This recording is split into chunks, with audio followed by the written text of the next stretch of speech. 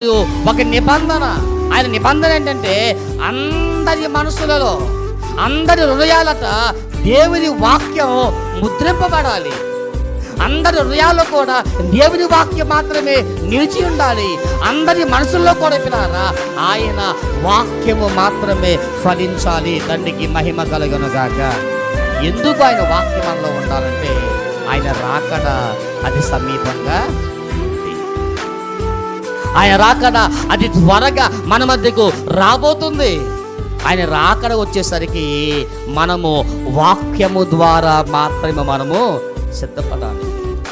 కానీ సమాజం పిల్లారా వాక్యాన్ని పక్కన పెట్టి ఇష్టానుసారంగా వెళ్ళిపోతున్నారు. కానీ ఈ కడవరి కాలంలో ఈ భయంకరమైన ఈ దుర్దినాల పిల్లారా ఆయన రాకడ సమీపంగా ఉంది కనుక, ఆయన త్వరలో రాబోతున్నాడు కనుక, ఆయన పిల్లారా మహిమ మేఘం మీద ఆయన త్వరగా రాబోతున్నాడు కనుక ఆయనను ఎదుర్కొంటకు వాక్యం ఒకటే మనకు ఆధారం.